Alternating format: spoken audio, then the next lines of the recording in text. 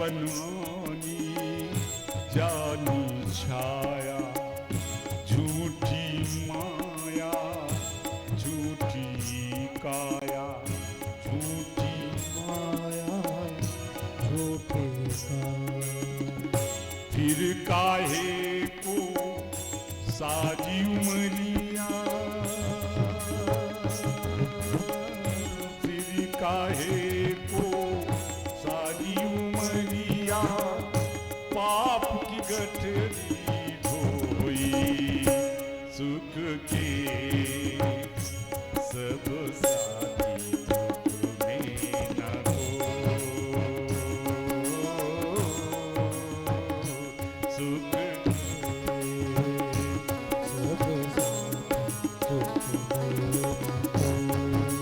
श्री राधे।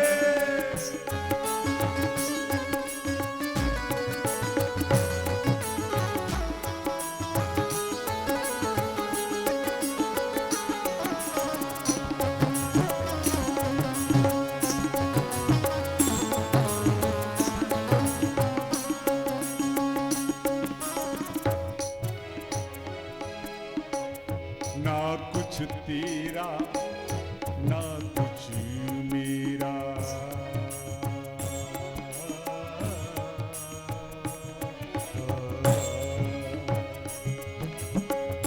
ना कुछ तेरा ना कुछ मेरा, ये जग जोगी वाला फेरा, ये जग जोगी वाला फेरा।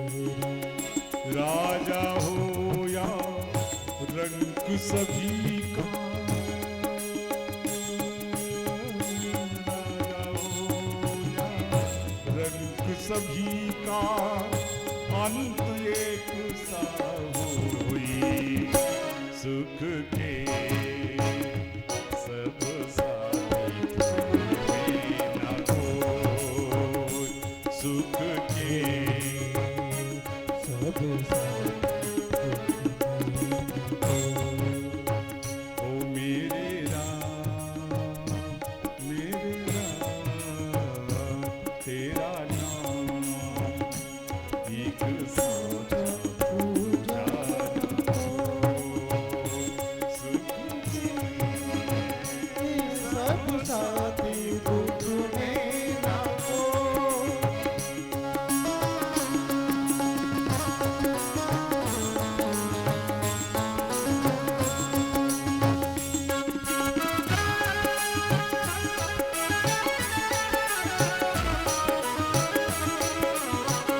हो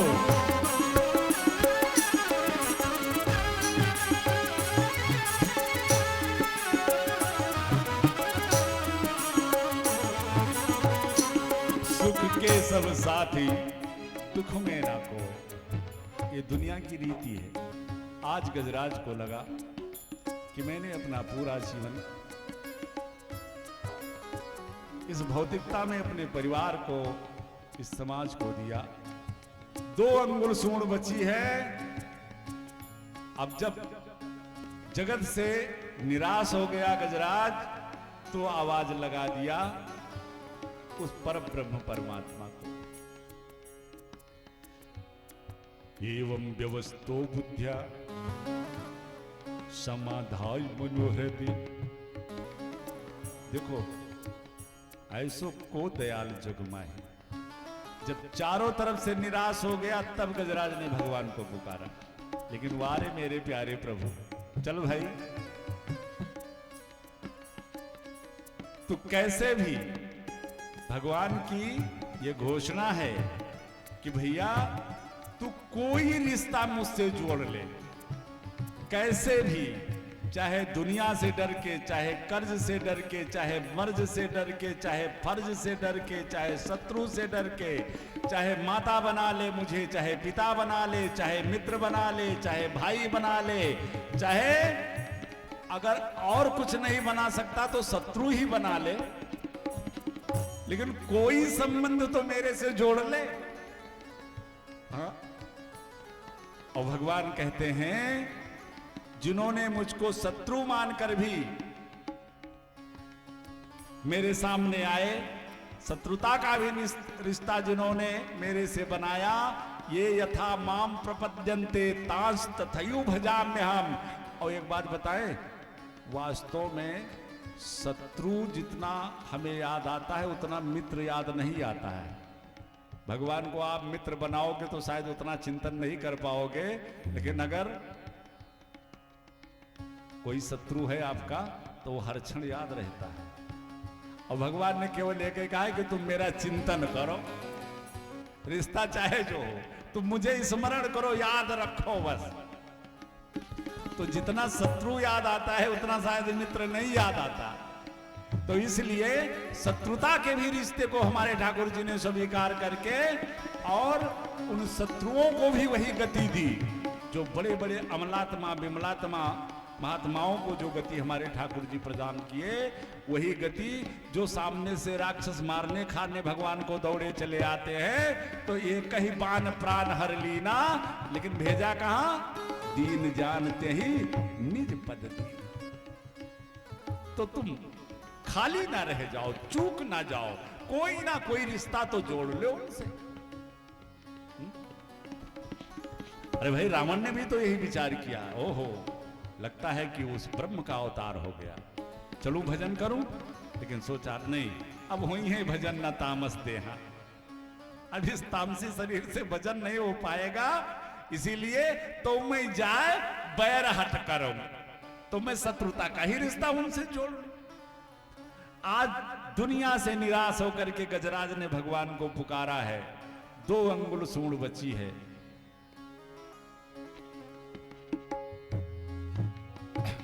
एवं व्यवस्थो बुद्धिया समाधाय मनोहृदि जजाप परमं जाप्यम जजाप परमं जाप्यम प्राग जन्मन्ये निशिक्षितम। अंतिम क्षणों पे देखो भगवान को, ये हमारे जो भक्त होते हैं ये 10-20 मिनट का भी समय नहीं देते, हाँ? एकदम अंतिम क्षणों पर पुकार रहे हो, भगवान बताओ वैकुंठ से आना है। अरे यही 2-4 घंटे पहले पुकार लिया होता तो भगवान बड़े आराम से, तो कम से कम इतना अवसर तो भगवान को दो, हाँ? तो काहे वो घड़ी जब खड़ी हो जाए कि अब नहीं चलने वाला है तभी पुकारो, पहले से ही पुकारो। गजराज अंतिम क्षणों पर पुकारा और अंतिम क्षणों पर मेरे प्रभु चतुर्भुज रूप आज हरि अवतार में प्रकट हो गए। बोलो भगवान की जय हो। एक हाथ से सूंड पकड़ करके गजराज को बाहर निकाल लिया, एक हाथ में जो चक्र था ग्राह के मस्तक को काट दिया, बचे 2 हाथ भगवान के। एक हाथ से जो ग्राह का मस्तक कटा था अभी भी गज के पांव को पकड़े हुए था, मेरे प्रभु एक हाथ से उस ग्राह के मुख को फाड़ करके और उसका पांव छुड़ा रहे हैं, और चौथे हाथ से गजराज के पांव पर जो घाव हो गया था ग्राह के पकड़ने से अपने पीतांबर से उसे साफ कर रहे। ऐसो को दयाल जग। ये घटना हो ही रही थी कि इतने में गजराज ने देखा कि सामने एक चतुर्भुज रूप में कोई देवता खड़ा है। गजराज ने भगवान से पूछा, सरकार ये कौन है? भगवान ने कहा यही ग्राह तो है।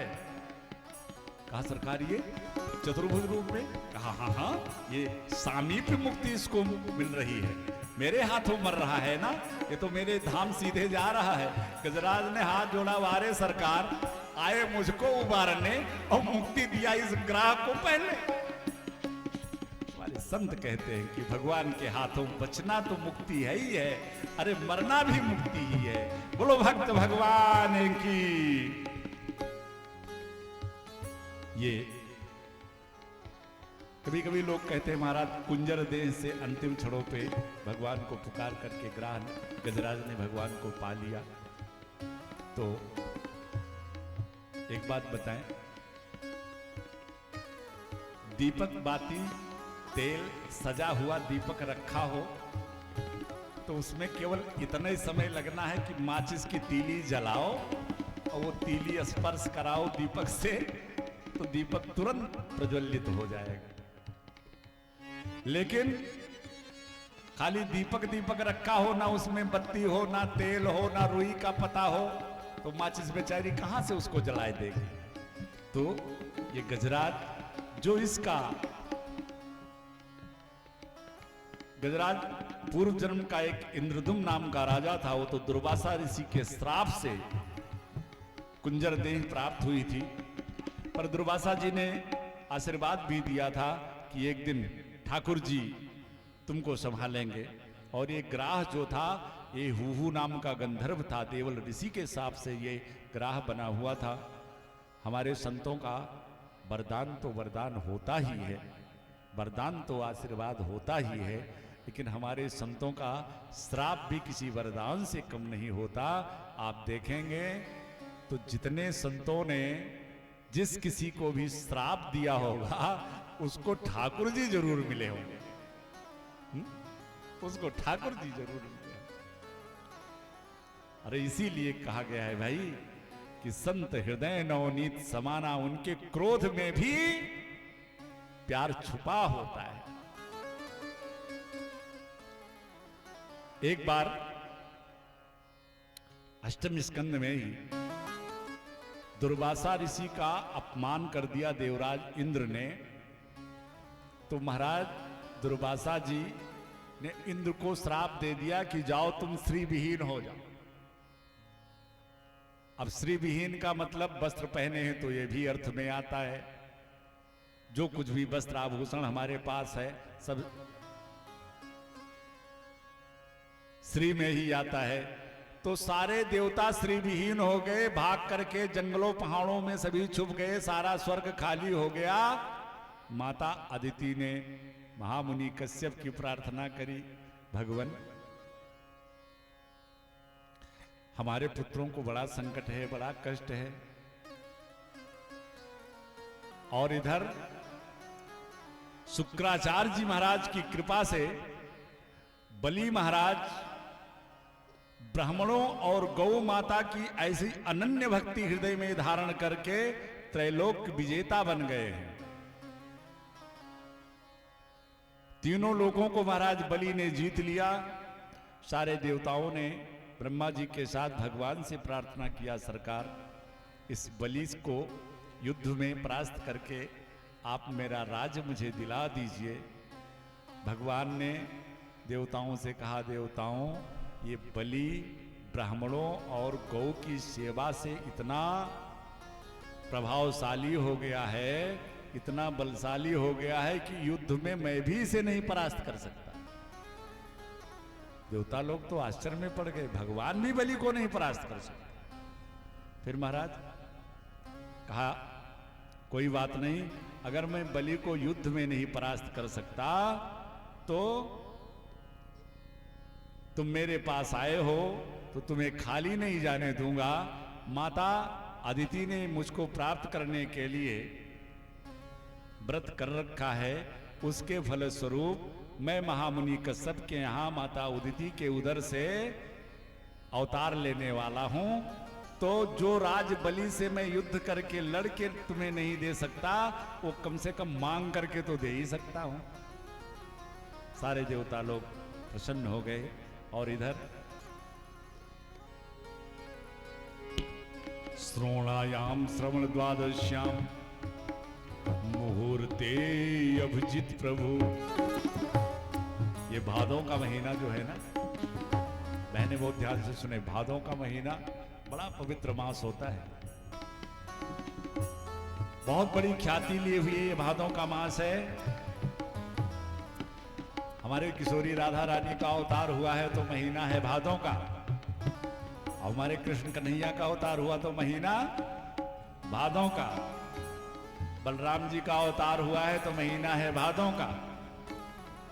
और आज श्रोणायाम श्रवण द्वादश्याम मुहूर्ते अभिजित प्रभु, आज वामन भगवान का अवतार होने जा रहा है, तो महीना है भादों का।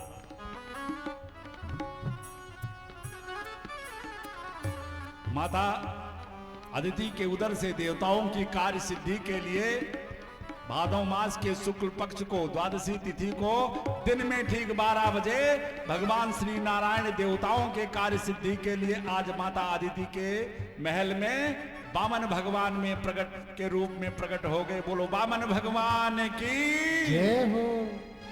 और बड़े सुंदर से छोटे से स्वरूप में भगवान प्रकट हुए। माता अदिति ने कौपीन पहनाई, बृहस्पति जी ने जनेऊ धारण कराया, दिशाओं के स्वामी ने छत्र भेंट किया, ब्रह्मा जी ने कमंडल भेंट किया, सप्तऋषियों ने कुशा समर्पित करी, माता भगवती दुर्गा अम्बा ने कमंडल में भिक्षा भर दिया।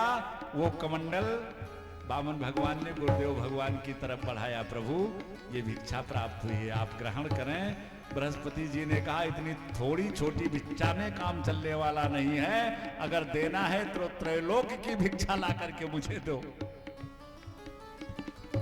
बस क्या था, हाथ में कमंडल लिया, पांव में पादुका पहनी, बगल में कुशासन दबाया, एक हाथ में छत्र लिया और चटपट चटपट करते हुए चल पड़े महाराज बलि के महल की तरफ, जहां महाराज बलि यज्ञ पर यज्ञ किए जा रहे हैं। ब्राह्मणों की इतने अनन्य भक्त, ब्राह्मणों की ऐसी भक्ति महाराज बलि के हृदय में धारण कर ली है कि उसी के प्रभाव से त्रैलोक विजेता बने हुए हैं। जब महाराज बलि के उस यज्ञ मंडप में वामन भगवान पहुंचे और महाराज बलि ने जब ऐसे ब्राह्मण बालक को देखा तो भाग पड़े, चरणों में साष्टांग दंडोत प्रणाम किया, हाथ जोड़ करके दर्शन कर रहे हैं। इस बलि को इतने दिन हो गया यज्ञ अनुष्ठान करते हुए, लेकिन ऐसा तेजवान ब्राह्मण आज तक तो मैंने देखा ही नहीं। महाराज मैं धन्य हुआ। महाराज बलि को लग रहा है कि जैसे आज वो सूर्य नारायण ही हमारे द्वार पर ब्राह्मण वेश में आ गए। ओहो बलि बलि जा रहे हैं महाराज बलि महाराज, मैं धन्य हो गया। प्रभु आदेश करो, आपको क्या दूं मैं। भगवान बिल्कुल चुप है।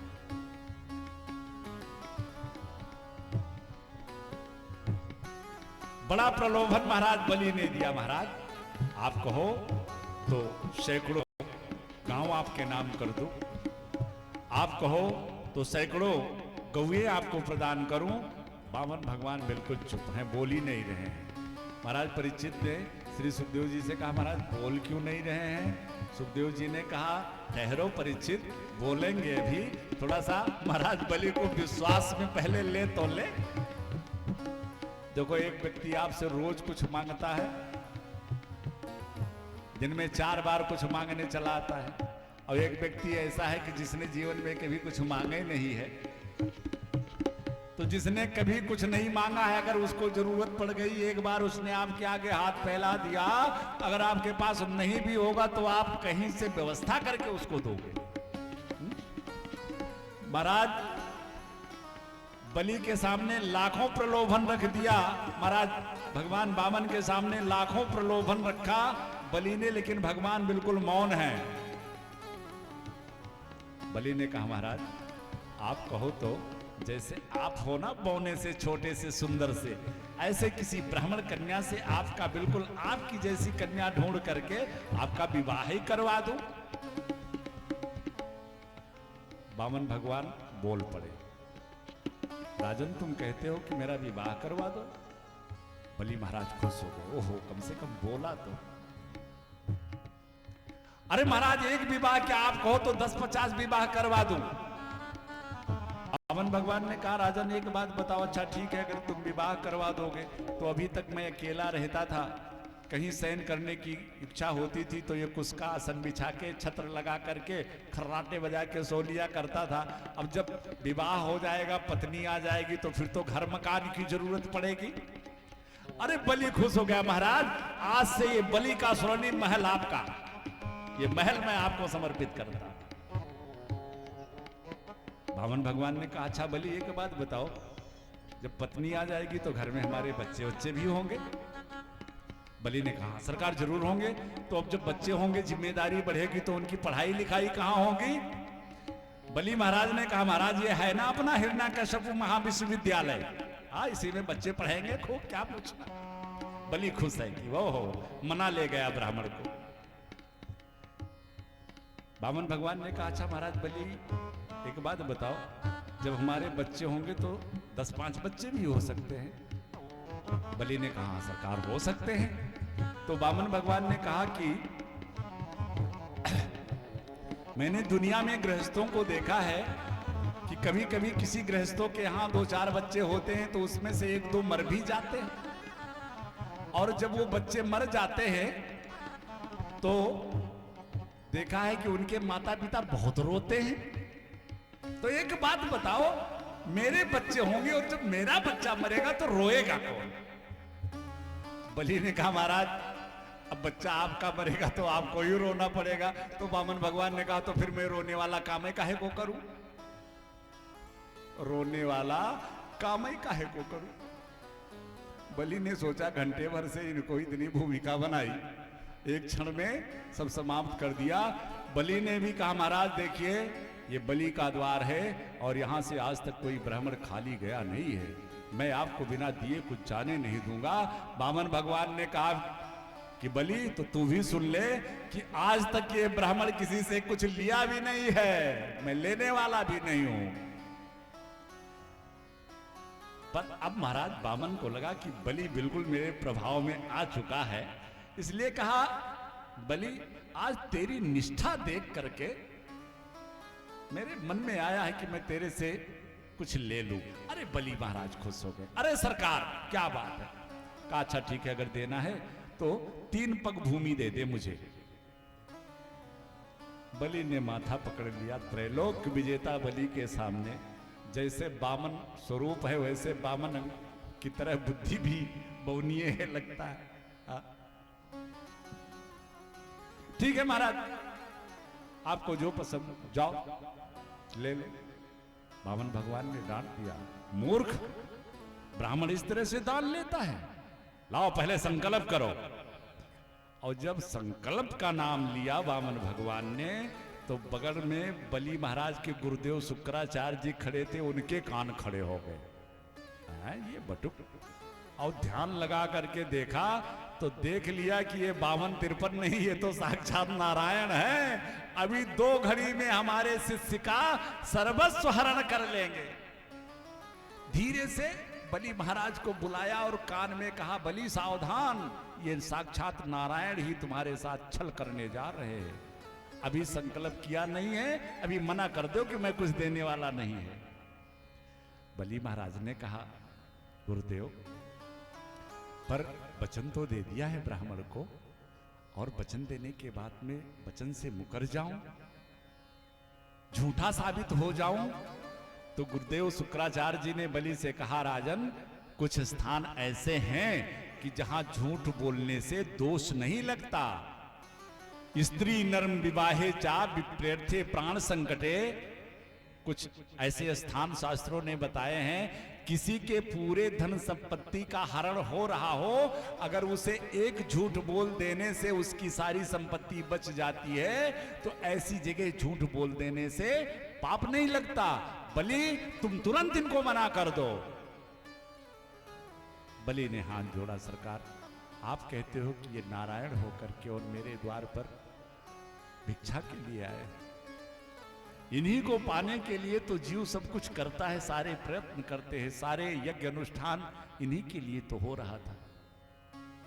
और जब वही मुझे प्राप्त हुआ तो आप कहते हो कि मैं इनसे विमुख हो जाऊं।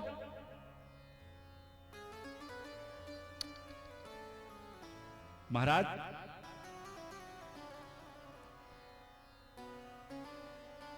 बलि ने अपने गुरुदेव भगवान से कहा गुरुदेव भगवान अगर ये साधारण मनुष्य होंगे तो 3 पग भूमि से मेरा कुछ बिगड़ने वाला नहीं है, और अगर साक्षात नारायण होकर के ये मेरे द्वार पर भिक्षा के लिए आए हैं तो आज बलि जैसा सौभाग्य शायद इस संसार में किसी को न मिला है न आगे मिलेगा। इसलिए गुरुदेव भगवान आप आज्ञा करें मैं संकल्प करूं। गुरुदेव भगवान ने बहुत मना किया, पर बलि महाराज ने अपने गुरु का परित्याग कर दिया। कुछ रिश्ते हमारे जीवन में ऐसे होते हैं कि जो एक बार बन जाए वो किसी परिस्थिति में तोड़े नहीं जाते। शास्त्र इसकी अनुमति नहीं देता। जैसे पिता पुत्र का रिश्ता, पति पत्नी का रिश्ता, बेटा और मां का रिश्ता, ये सब गुरु और शिष्य का रिश्ता, ये सब ऐसे रिश्ते हैं कि ये किसी भी परिस्थिति में तोड़े नहीं जा सकते। लिखा है कि अनुचित उचित विचार तज जे पालहि पितु बैन। पिताजी उचित बोल रहे हैं कि अनुचित बोल रहे हैं, इस पर संतानों को विचार करने का अवसर नहीं है, विचार करने की जरूरत नहीं है। लेकिन इतने महत्वपूर्ण रिश्ते भी एक अवसर ऐसा है, एक परिस्थिति ऐसी अगर बन जाए जीवन में, तो वहां इन रिश्तों का त्याग कर देने में भी दोष नहीं है। कौन सा? कि जो रिश्ता भगवान के पथ का बाधक बन जाए। और महाराज, तजो पिता प्रहलाद, नियम तो है कि अनुचित उचित विचार तजिजे पालहि पितु बैन, लेकिन तजो पिता प्रहलाद, विभीषण बंधु, भरत महतारी, और आज बलि गुरु तजो। आज महाराज बलि ने गुरु का त्याग कर दिया।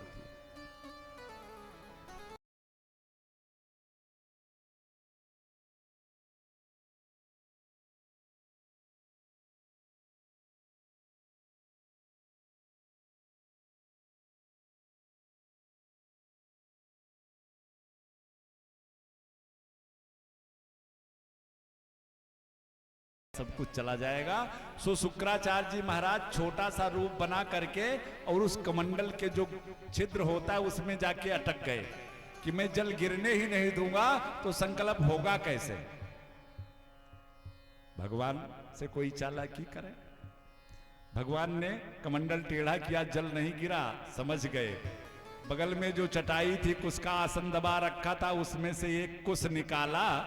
महाराज बलि से कहा, ठहरो राजन, लगता है इसमें कुछ फंस गया है। सो एक सींग उस छिद्र में डाली, तो वो सींग सीधे शुक्राचार्य जी के एक आंख में गई। एक आंख गोविंदाय नमो नमः, शुक्राचार्य जी की एक आंख फूट गई।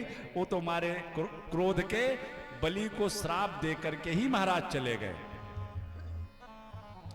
संतों ने कहा, भगवान ने शुक्राचार्य जी की एक आंख क्यों फोड़ी?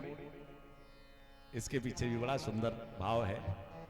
देखिए, ज्ञान विराग नैन उर्गारी, एक ज्ञान और वैराग्य के दो नेत्र हमारे जीवन में जो सूक्ष्म नेत्र हैं।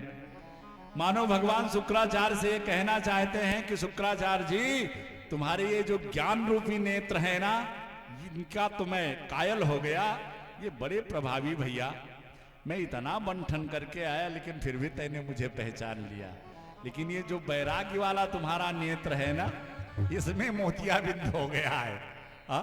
अरे मुझी को पाने के लिए सब कुछ किया जाता है, और मैं ही तेरे शिष्य के सामने खड़ा हूं, और तू लोभ बस अपने शिष्य को मेरे से विमुख कर रहा है। तो ये तुम्हारे वैराग्य वाले जो नेत्र है ना, इसका ऑपरेशन करना पड़ेगा। इसलिए भगवान ने शुक्राचार्य जी की एक आंख फोड़ दी। शुक्राचार्य जी तो चले गए, भगवान ने संकल्प कराया, और संकल्प करते ही भगवान विराट रूप में अपने आ गए। एक चरण उठाया तो ऊपर के 7 लोग, भू भुआ स्वाहा महता, सत्यलोक के पार भगवान का चरण चला गया। वहां ब्रह्मकटा में छिद्र हुआ, वहां से चिन्मयी धारा भगवान के चरणों का स्पर्श करते हुए आई। ब्रह्मलोक में भगवान ब्रह्मा ने उसी जल को अपने कमंडल में भगवान का चरणोदक समझ करके रख लिया, जो बाद में महाराज भगीरथ की तपस्या से प्रसन्न होकर धरातल पर आई गंगा मैया। दूसरा चरण, नीचे के 7 लोग, अतल बितल सुतल तलातल महातल रसातल तक भगवान का पांव चला गया। भगवान ने कहा, बलि बता तीसरा चरण कहां रखूं? 2 ही में सब खत्म। बलि महाराज हाथ जोड़े, घुटनों के बल भगवान का दर्शन कर रहे हैं। जब बलि महाराज कुछ ना बोल सके, तो भगवान ने गरुण से कहा, गरुण इन्हें बांध दो। इन्होंने संकल्प करके अपना संकल्प पूरा नहीं किया, इसलिए इन्हें नरक भेज दिया जाएगा, ये नरकगामी होंगे। गरुड़ जी ने महाराज बलि को बांध दिया। ये कोलाहल, अब भगवान फिर सौम्य रूप में आ गए, फिर छोटे रूप में। ये कोलाहल महल तक पहुंचा। महाराज बलि की पत्नी वृंदावली दौड़ती हुई उस यज्ञ मंडप में आई तो देखा कि सामने बामन स्वरूप में एक ब्राह्मण बालक हमारे पति बंधे पड़े हुए हैं। हाथ जोड़ करके वृंदावली भगवान के चरणों पर अपना मस्तक रख के प्रणाम करने जा रही थी कि भगवान पीछे हट गए। गरुड़, इनसे बोल दो कि मैं ब्रह्मचारी हूं, मैं नारी स्पर्श नहीं करता हूं। वृंदावली ने हाथ जोड़ करके मुस्कुराते हुए कहा, वारे ब्रह्मचारी, ब्रह्मचारी हो, नारी स्पर्श नहीं करते हो? तो एक काम करो, ये जिस पृथ्वी पर धरती पर आप खड़े हो ना, ये भी नारी स्वरूपा है। नारी स्पर्श नहीं तो उठ जाओ इस धरती से, इस पर आपको खड़ा होने का अधिकार नहीं है। बड़े आए ब्रह्मचारी बनने वाले, नारी स्पर्श नहीं करते हो? का आकाश से गिरे हो? का किसी नारी से प्रकट नहीं हुए हो? भगवान मन ही मन सोच रहे हैं कि दैत्य कुल में इतनी ज्ञानवान नारी भगवान को निरुत्तर कर दिया। वृंदावली ने भगवान से पूछा, अच्छा ब्रह्मचारी जी एक बात बताओ, हमारे पति देव को क्यों बांध रखा है? भगवान ने कहा, इन्होंने संकल्प किया था और वो संकल्प पूरा नहीं कर पाने के कारण ये नरकगामी होंगे। वृंदावली ने कहा, ब्रह्मचारी बाबा संकल्प करवाया किसने था? वामन भगवान ने कहा, मैंने। वृंदावली ने कहा, महाराज लगता है अभी आपकी विद्या अधूरी है, लगता है अभी गुरुकुल से सीधे पढ़ के चले आ रहे हो, अभी विद्या पूरी हुई नहीं है। बोले क्यों? कहा, महाराज एक बात बताओ, अगर पति की पत्नी है तो अकेला पति कोई संकल्प कैसे कर सकता है और कोई ब्रह्मचारी, कोई विद्वान उसे कैसे संकल्प करवा सकता है? अरे मेरे पति से संकल्प करवाना था तो महल से मुझे भी बुलवाया होता, दोनों लोगों को साथ बिठा करके तब मेरे से संकल्प करवाते और मैं तब देखती कि यह संकल्प पूरा कैसे नहीं होता। वामन भगवान ने सोचा, वास्तव में गलती तो मेरे से हो गई भाई। कर्मकांड तो यही कहता है, अगर पत्नी जीवित है, पत्नी है, तो उसके साथ में ही कोई अनुष्ठान हम कर सकते हैं, कोई संकल्प ले सकते हैं। वामन भगवान ने कहा, अच्छा देवी जी गलती हो गई मेरे से, तो ये गलती मेरी है, इसलिए तुम्हारे पति को मैं छोड़ देता हूं। वृंदावली ने कहा, चलो ऐसे थोड़ी छुड़वा लूंगी। महाराज एक काम करो, अब मैं आ गई हूं ना, अब मेरे पति को मेरे साथ दोबारा आप संकल्प करवाइए और देखती हूं कि वो संकल्प कैसे नहीं पूरा होता।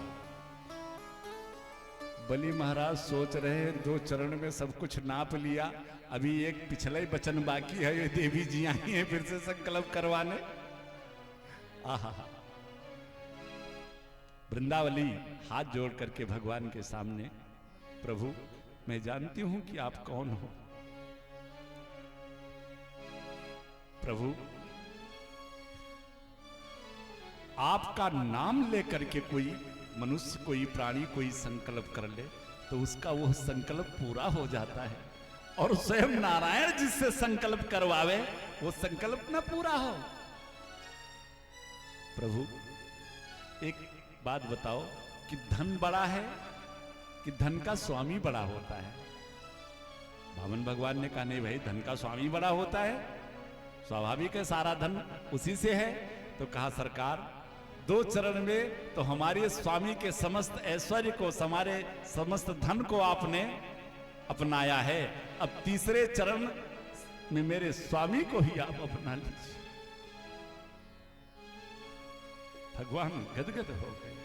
आकाश में महाराज बलि के बाबा परबापा प्रहलाद जी, श्री विरोचन जी देख रहे, वारे मेरे कुल की बहू आज भगवान को निरुत्तर कर। तीसरा चरण भगवान ने महाराज बलि के मस्तक पर रख दिया। सारे देवता, सारे ऋषि मनीषी जन सोच रहे हैं, वारे बलि के भाग्य, भगवान ने बलि का त्रैलोक तो देवताओं को समर्पित कर दिया, लेकिन बलि को अपना सबसे प्यारा लोक जो भगवान का सुतल लोक है, बलि आज से मैं तुम्हें अपना सुतल लोक प्रदान करता हूं, तुम तो सुतल लोक में निवास करो। बलि ने कहा सरकार, जब से आपकी छवि देखी है ना, ये 52 अंगुल मूर्त वाली, तब से एक सेकंड के लिए ये चित्त वहां से जाने वाला नहीं है। सरकार, मैं सुतल लोक में रहूं, लेकिन जब जिस फाटक से निकलूं वहां सरकार आपके दर्शन में चाहता हूं। भगवान ने सोचा बनाएगा पहरेदारी। प्रबल प्रेम के पाले पड़कर प्रभु को नियम बदलते देखा, अपना मान रहे चाहे जाए पर भक्त का मान न टलते देखा। भगवान बलि को सुतल लोक का राज दे करके और एक स्वरूप से सुतल लोक में निवास करने लगे और दूसरे स्वरूप से अपने धाम को पधारे। और इधर 9वें स्कंद के आखिरी 2 अध्याय में श्री सुखदेव जी महाराज परीक्षित को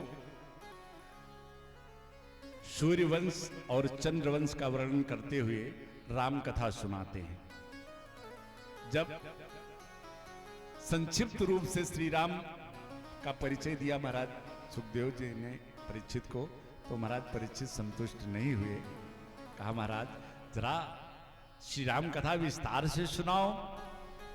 तब श्री सुखदेव जी महाराज ने कहा परीक्षित, ये जिस श्री राम कथा को तुम विस्तार से सुनने की बात कर रहे हो ना, ये श्री राम कथा न शक्यते विस्तरतुम वक्तुम वर्ष शतैरपि, कोई 100 वर्षों में भी इसे विस्तार से अगर सुनाना चाहे तो भी नहीं सुना सकता।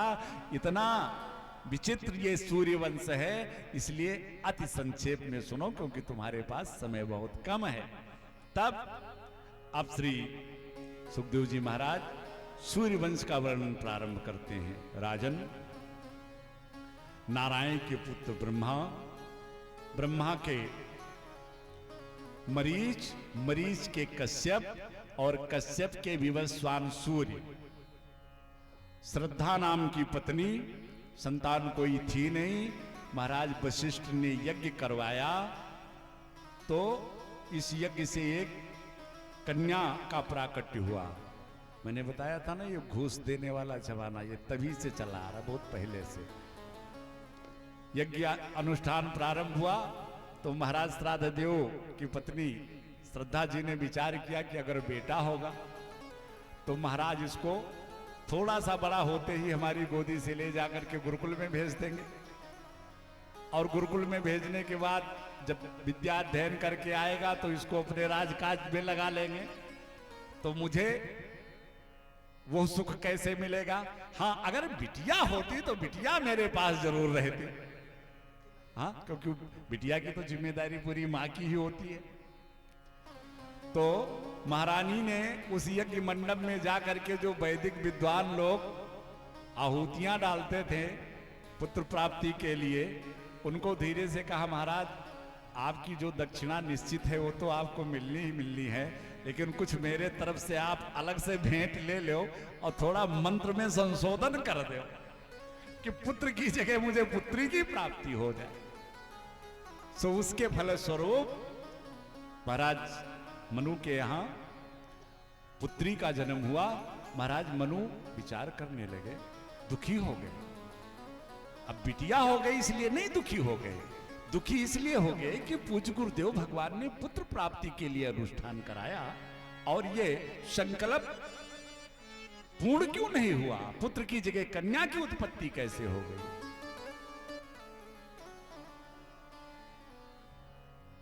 तो बाद में वशिष्ठ जी ने बताया और फिर वशिष्ठ जी की ही कृपा से वशिष्ठ जी ने उसी पुत्री को पुत्र रूप में भी परिवर्तित कर दिया। बाद में महाराज इसी वंश में जाकर के नभग हुए, नभग के बेटा नाभाग और नाभाग के बेटा भगवान के परम भक्त महाराज अम्बरीश हुए। और अम्बरीश महाराज भगवान के ऐसे अनन्य भक्त थे कि 300 महारानियां, महाराज अम्बरीश का 300 विवाह हुआ था, लेकिन इन 300 महारानियों ने आज तक महाराज अम्बरीश का चेहरा तक नहीं देखा था। क्यों?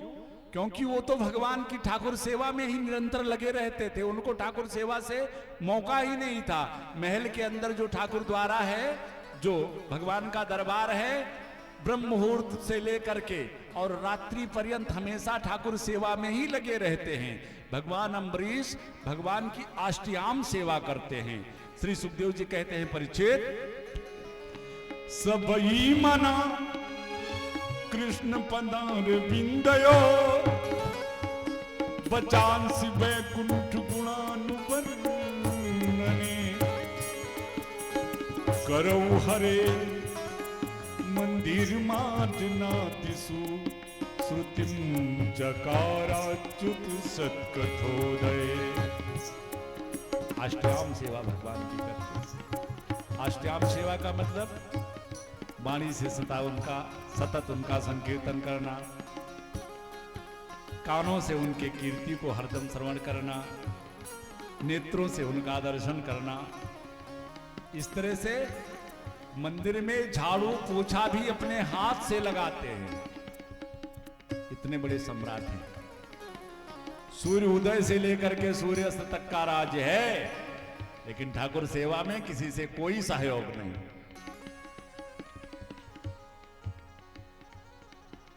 अरे यहां तक कि भगवान को भोग लगाने के लिए, प्रसाद बनाने के लिए जो आटा होता है ना, महाराज अम्बरीश वो चक्की भी अपने हाथ से चला करके आटा पीसते हैं कि पता नहीं कोई दास दासी साफ सफाई से कर पाए कि ना कर पाए। एक बार तो महाराज अम्बरीश गर्मी के महीने में बैठे चाकी चला रहे थे, तो सम्राट पसीना आ रहा था। अचानक पीछे से बड़ी दिव्य सुगंधित हवा का झोंका महाराज अम्बरीश को लगा। पीछे मुड़ करके देखा तो देखा क्या कि ठाकुर जी स्वयं प्रकट होकर के अपने पीतांबर से महाराज अम्बरीश को पंखा झल रहे हैं। अरे भगवान अम्बरीश दौड़ करके भगवान के चरणों में गिरे, सरकार हम आपके दासानुदास, आप हम किंकरों की इस तरह से सेवा करोगे? भगवान ने कहा, अम्बरीश तुम इतने बड़े सम्राट होकर के मेरे लिए चक्की चला सकते हो, तो क्या मैं तुम्हारे लिए पंखा भी नहीं कर सकता? ऐसो को दयाल जगत। आज महाराज अम्बरीश की भक्ति से प्रसन्न होकर भगवान ने महाराज अम्बरीश को अपना सुदर्शन चक्र ही भेंट कर दिया। राजन, तुम सतत हमारी सेवा में लगे रहते हो, तुम्हारे राज्य के ऊपर कोई आपत्ति विपत्ति आए तो ये तुम्हारी रक्षा करेगा। कि सबई मना कृष्ण पदार बिंदयो बचांसि वैकुंठ गुणानुवर्णने करौ हरे मंदिर मार्जनातिसु श्रुतिम चकाराच्युत सत्कथोदय। कथा प्रचलित है। भगवान के 24 अवतारों में श्री दुर्वासा जी आते हैं, लेकिन एक बार एकादशी व्रत के अवसर पर महाराज अम्बरीश ने दुर्वासा जी को आमंत्रित कर दिया। अगले दिन पारण के समय दुर्वासा जी आए। तिथि क्षय होने के कारण महाराज अम्बरीश ने सोचा कि ऋषिवर के बिना भोजन पवाए हम भोजन पा नहीं सकते। तिथि द्वादशी समाप्त हो रही है, एकादशी व्रत सभी को करना चाहिए। कितनी माताएं हमारी ऐसी हैं जो एकादशी करती हैं। एकादशी व्रत आप रखते हो? अरे वाह बेटा, क्या बात है, आपको प्रणाम। सच क्या बात है। वर्ष में बहुत सारे त्योहार और व्रत आते हैं, ये शास्त्रों में मैंने पढ़ा है। एक साल के जितने व्रत होते हैं, सारे व्रत कोई व्यक्ति करता है, जितना फल उसको प्राप्त होता है उतना फल एक एकादशी व्रत से आपको प्राप्त होगा, ऐसा शास्त्र कहते हैं। इसीलिए महीने में 2 पड़ती है तो दोनों नहीं तो एक रह लिया करो, ना महीने की रह लिया करो तो साल में तो एक कर ही लिया करो। अब इतना छूट हो गया। तो एकादशी व्रत का जो पारण पर्व होता है वो द्वादशी तिथि में होता है। तिथि 6 होने के कारण महाराज अम्बरीश ने चरणामृत पी करके और अपना व्रत खोल लिया कि ब्राह्मण को बिना भोजन कराए भोजन कर नहीं सकता। चरणामृत पी करके व्रत खोला, इतने में दुर्वासा जी आ गए, क्रोधित हो गए, अम्बरीश महाराज को श्राप दिया। श्राप क्या महाराज? अपनी जटा के एक बाल को उखाड़कर धरती पर पटक दिया। कृत्ता नाम की राक्षसी प्रकट हुई और महाराज दुर्वासा ने कहा, महाराज अम्बरीश की तरफ इशारा कर दिया कि इसे मृत्यु दंड दे दो। कृत्या बढ़ी महाराज अम्बरीश के तरफ, चूंकि भगवान का दिया हुआ दिव्य सुदर्शन चक्र प्रकट हो गया। पहले तो कृत्या को भस्म किया, उसके बाद दुर्वासा जी महाराज के पीछे लग गए सुदर्शन महाराज। दुर्वासा जी भगे वहां से और शिवलोक के ब्रह्मलोक के महाराज 1 साल तक सुदर्शन चक्र ने दुर्वासा ऋषि को भगाया और तीनों लोकों में कहीं त्राण नहीं मिला दुर्वासा जी को। अंत में वैकुंठ में जाकर के भगवान के चरणों में, भगवान के चरणों का आश्रय लिया। पाहिमाम त्राहिमाम रक्षमाम, प्रभु मेरी रक्षा करो। भगवान ने कहा किससे? कहा प्रभु ये आपका ही अमोघ शस्त्र सुदर्शन मेरे पीछे पड़ा हुआ है। भगवान ने अपने हाथ खड़े कर लिए, ऋषिवर मैं भी आपकी रक्षा नहीं कर सकता। कितनी बड़ी बात है। जिस परमात्मा की ये प्रतिज्ञा है कि जो सभीत आवे सरनाई तो रखी हूं ताहि प्राण की नाई। आज दुर्वासा जैसे संत को, शरणागत उस संत को कह रहे हैं कि ऋषिवर मैं भी तुम्हारी रक्षा नहीं कर सकता। दुर्वासा जी के कान खड़े हो गए। महाराज ये आप कह रहे हो? प्रभु अगर आपने मेरी रक्षा नहीं करी तो क्या आपकी ये शरणागति कलंकित नहीं हो जाएगी क्या?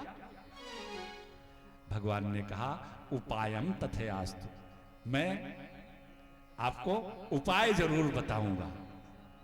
प्रभु एक बात बताओ, आप तो परम स्वतंत्र हो। भगवान ने कहा ये रामायण में लोगों ने मुझको स्वतंत्र बना दिया है, परम स्वतंत्र न सिर पर कोई, लेकिन भागवत में भगवान अपनी पारतंत्रता स्वीकार करते हैं। ईश्वर मैं स्वतंत्र नहीं हूं, बल्कि अहम भक्त पराधीनो स्वस्वतंत्र द्विजा। महाराज मैं भी अपने भक्तों के पराधीन रहता हूं। किस प्रकार? जैसे वसी कुर्वन्ति माम भक्त्या सत स्त्रिया सत्पतिम यथा। जैसे एक पतिव्रता नारी पति परायण होकर के अपने पति को अपने बस में कर लेती है, उसी प्रकार ये हमारे भक्त जो है ना, ये भी हमारे पारायण होकर के मुझको अपने बस। महाराज मैं भी स्वतंत्र नहीं। उपायम तथयास्तु, आपको तरीका बताता हूं। जिस मेरे भक्त का आपने अपराध किया है आप तो उसी की शरण में जाओ। 1 साल उपरांत दुर्वासा ऋषि भागते भागते अम्बरीश महाराज के पास आए, चरणों में गिरना चाह रहे थे। अम्बरीश महाराज ने, अरे सरकार आप, अरे मेरी रक्षा करो इस सुदर्शन से। महाराज बड़ा अनुनय विनय महाराज अम्बरीश ने सुदर्शन महाराज का किया, यहां तक कि भगवान और अपनी भक्ति का जब शपथ दिया तब सुदर्शन महाराज शांत हुए।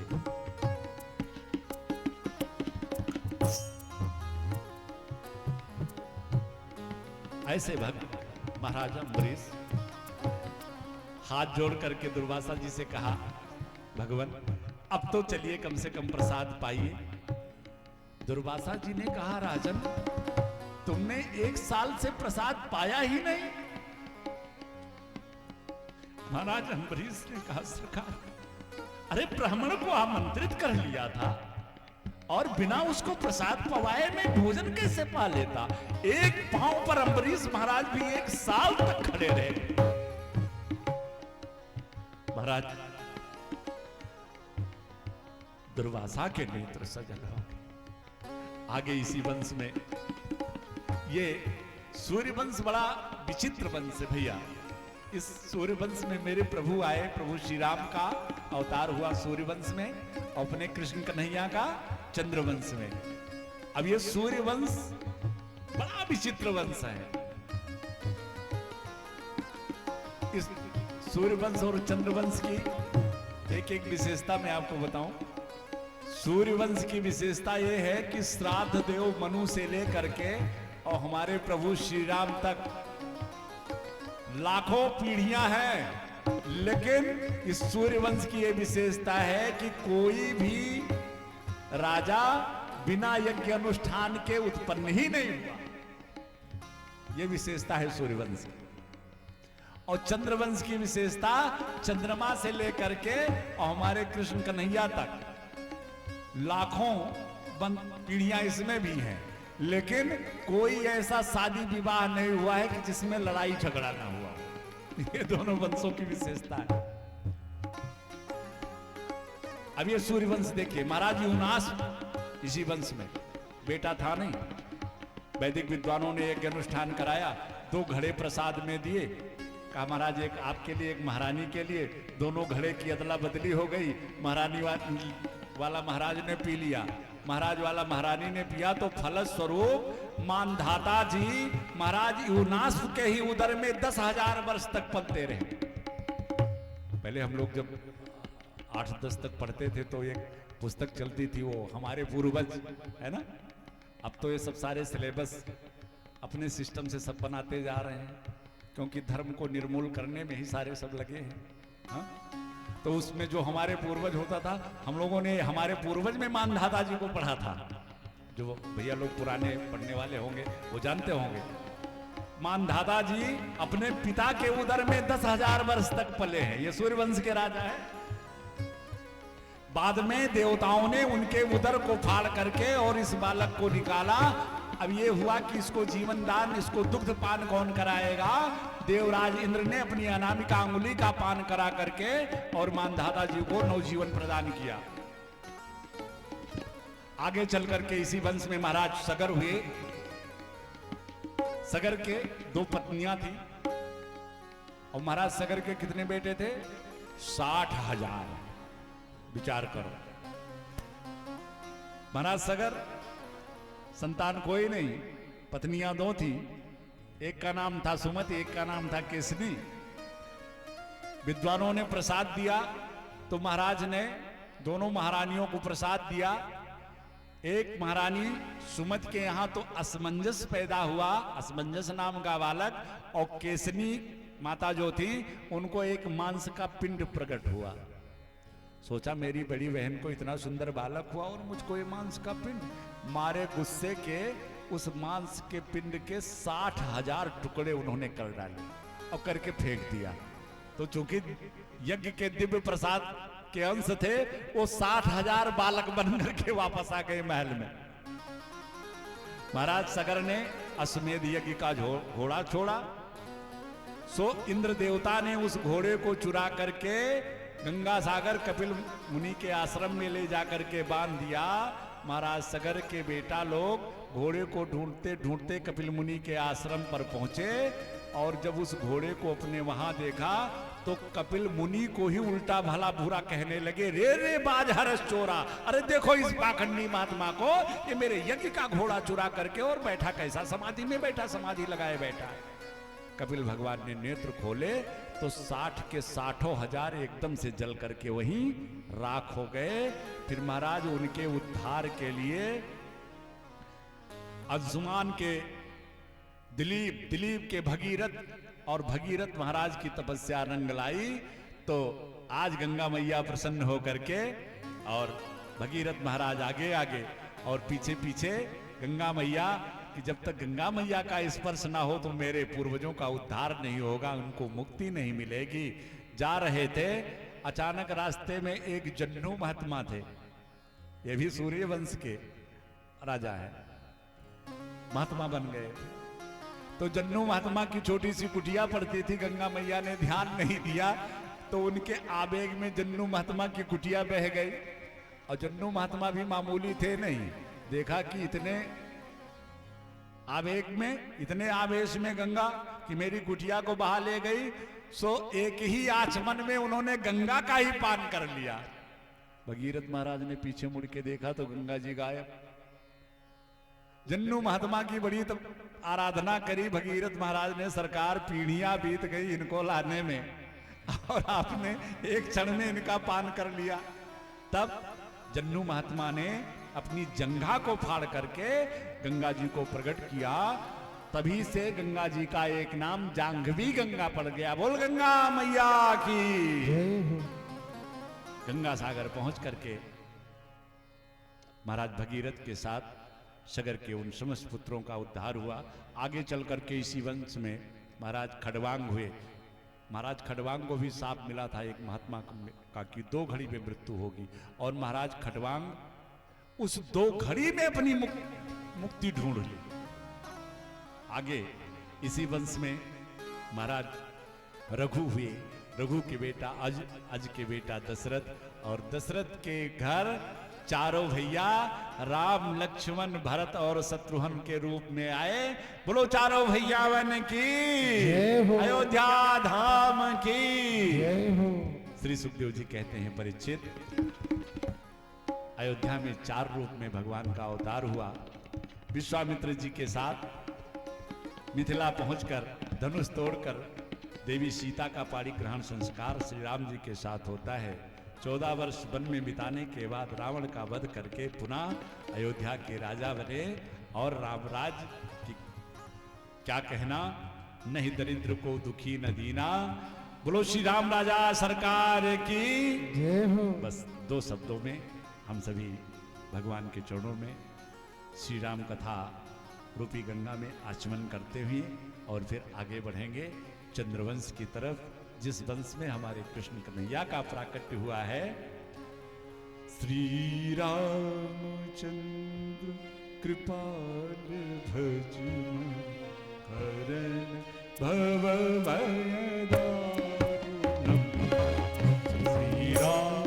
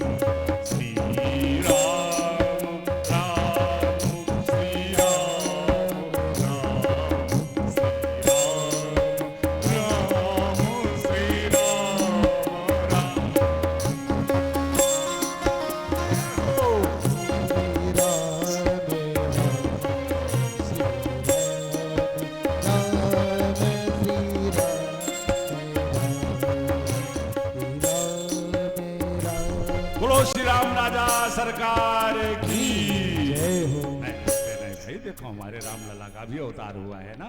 2 अध्याय में श्री सुखदेव जी महाराज ने सबसे पहले श्री राम कथा ही श्री महाराज परीक्षित को सुनाई, खूब भाव से, खूब थोड़ा सा ये लगे, हाँ ईमानदारी दिखाओ।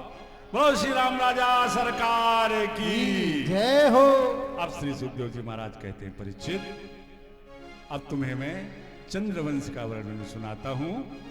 अच्छा महाराज, तो श्री सुखदेव जी महाराज कहते हैं, अथाता श्रूयताम राजन वंशः सोमसी पावना यस्मिन्नेलादयो भूपा कीर्त्यन्ते पूर्ण कीर्तया।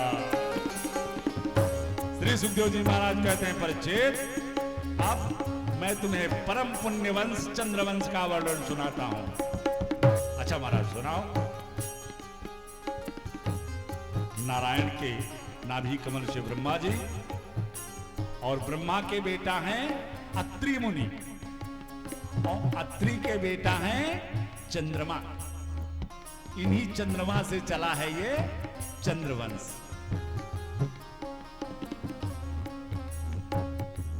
और चंद्रमा के बेटा हुए पुरुरुआ, जिनका विवाह उर्वशी नाम की अप्सरा से हुआ, तो बेटा हुए 6, आयु, सुतायु, सत्यायु, रे, जय और विजय। आगे चल करके इसी चंद्रवंश में एक नाम बड़ा प्रचलित है महाराज गाधी का, जिनके बेटा श्री विश्वामित्र जी हैं। महाराज गाधी, ये चंद्रवंश ये अपने में बड़ा विचित्र है। महाराज गाधी के घर बेटा नहीं था, केवल एक बेटी थी जिसका नाम था सत्यवती। तो जब बेटी विवाह योग्य हुई तो एक दिन ऋचिक ऋषि आए। तो महाराज ऋचिक ऋषि ब्राह्मण कुल के और गाधी महाराज क्षत्रिय कुल के। महाराज ऋचिक ने महाराज गाधी से उनकी पुत्री मांगी, तो महाराज गाधी ने कहा, महाराज हमारा आपका कुल गोत्र मिलता नहीं है। सोचा अगर ऐसे मना करूंगा तो हो सकता है श्राप दे दें, इसीलिए एक प्रस्ताव रखा। कहा महाराज आप 1000 अश्व मुझे ऐसा ला करके दो कि जिनके कान जो है वो श्याम वर्ण के हो और पूरे शरीर उनके श्वेत हो। ऋचिक ऋषि पहुंच गए वरुण देवता के पास। उन्होंने वैसे अश्वों की व्यवस्था गंधर्वों से करवा दी ऋचिक ऋषि के लिए। वो घोड़े ला करके गाधी को समर्पित किया, सो सत्यवती से विवाह कर लिया महाराज ऋचिक ऋषि ने। अब जब ऋचिक ऋषि का विवाह हो गया, देखिए एक बड़ी सुंदर कथा यहां छुपी हुई है, बड़ी आश्चर्य की बात। बात बात में हम सभी ब्रह्मर्षि श्री विश्वामित्र जी को कहते रहते हैं, तो उसके पीछे का कारण क्या है। ऋचिक ऋषि अश्वनी कुमारों के बड़े प्रेमी थे। अश्वनी कुमार उन पर बड़े कृपा दृष्टि रखते थे। तो जब सत्यवती का विवाह हो गया, बिटिया चली गई अपने ससुराल, तो गाधी महाराज का मन अब आश्रम में लगे ना। पत्नी से कहा कि एक काम करो, ये अपने जो दामाद जी हैं ना, ये अश्वनी कुमारों के बड़े प्रिय हैं, तो इनसे कह करके कुछ ऐसी औषधि, ऐसी चरु तैयार करवा लो कि हमारे घर भी एक बेटा हो जाए। तो गाधी महाराज की महारानी ने अपनी बिटिया सत्यवती से, अपने दामाद से ये संदेशा दिलवाया। तो ऋचिक ऋषि जब दवा तैयार करने लगे तो सोचा एक तो सासू माँ के लिए तैयार कर रहा हूं और दूसरा अपने पत्नी का भी लगे हाथ साथ में तैयार कर दो, मेरे घर भी एक सुंदर संतान हो जाए। दोनों प्रसाद तैयार हुआ, ये सासू माँ के लिए है और ये तुम खा लेना। जब सत्यवती वो प्रसाद लेकर के गई तो सासू माँ के मन में थोड़ा सा संशय उत्पन्न हुआ कि हो ना हो अपने लिए हो सकता है इन्होंने और प्रभावी औषधि तैयार कराई हो, इसलिए बिटिया वाली औषधि स्वयं खा लिया और अपनी वाली बिटिया को खिला दिया। तो फलस्वरूप जो बेटा गाधी के यहाँ पैदा होना चाहिए था वो तो जाकर के ऋचिक ऋषि के यहाँ पैदा होता है। यानी जो क्षत्रिय अंश का था वो ब्राह्मण अंश ऋषि के यहाँ वो बालक पैदा होता है। उसी का नाम जमदग्नि है, जिसके बेटा परशुराम जी होते हैं। और जो बेटा ऋचिक ऋषि के यहाँ होना चाहिए था वो जब गाधी महाराज के यहाँ वो बालक उत्पन्न हुआ, उसी का नाम विश्वामित्र है, जो क्षत्रिय कुल का होने के बाद ब्राह्मण अंश होने के बाद में क्षत्रिय अंश में गया है। इसीलिए वो क्षत्रिय भी थे और ब्राह्मण भी थे। बड़ा विचित्र वंश है। इसी वंश में आगे चल करके महाराज नहुस हुए। नहुस के भी 6 बेटा हुए, यति, ययाति, संयाति, आयति, बियति और कृति। महाराज यति हो गए। ययाति के 2 विवाह हुए थे, एक शुक्राचार्य की पुत्री देवयानी से और दूसरा सर्विष्ठा से। इन दोनों से 5 संतानें। देवयानी से यदु और तुर्वसु, शर्मिष्ठा से द्रुहु, अनु और पुरु। इसी पुरु वंश में श्री सुखदेव जी महाराज कहते हैं, परीक्षित तुम्हारा भी जन्म हुआ है, तुम पुरुवंशी हो। और जो माता देवयानी से 2 पुत्र हुए हैं महाराज ययाति को यदु से चला यदुवंश। इस यदुवंश में भी बड़े बड़े प्रतापी राजा हुए हैं, अजमीर, देवमीर, सूरसेन प्रभृति, आनक, दुंदुभी। इन्हीं को हम वसुदेव कहते हैं। और वसुदेव जी के 9 संतान हैं।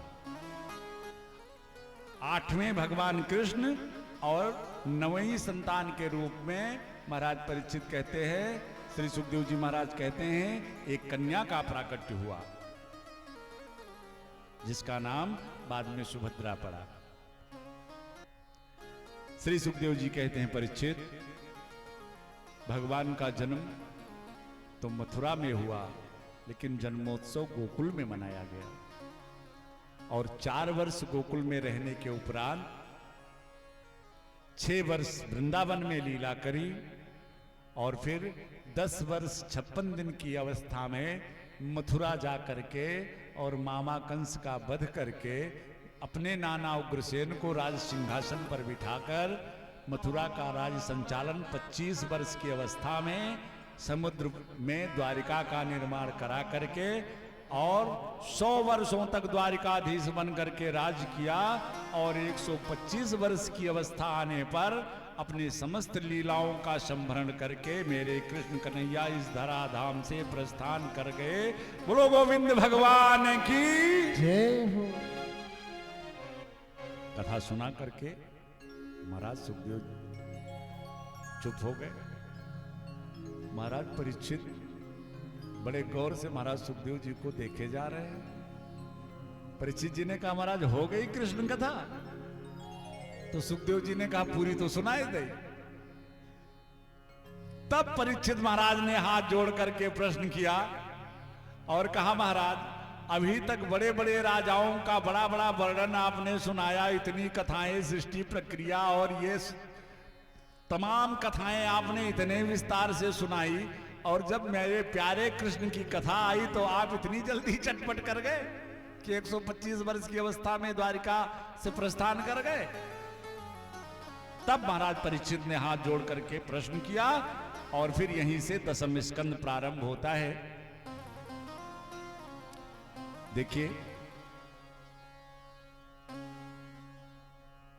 एक बड़ा सुंदर भाव आपको सुनाऊं। श्री कृष्ण कथा सुनाने बैठे थे श्री सुखदेव जी महाराज परीक्षित को, लेकिन प्रथम स्कंद से लेकर के और 10वां स्कंद प्रारंभ होने तक अभी भगवान की कथा प्रारंभ ही नहीं हुई। कथा सुनाने बैठे थे भगवान की, लेकिन संसारिकता में ही अभी 9 स्कंद निकल गया। विचार किया श्री सुखदेव जी महाराज ने कि परीक्षित ने हजारों प्रश्न हमसे किए, लेकिन डायरेक्टली अभी भगवान के बारे में तो इन्होंने हमसे कुछ पूछा ही नहीं। इसके माने कहीं ना कहीं इनके मन और बुद्धि में अभी भी कुछ दोष छुपा हुआ है।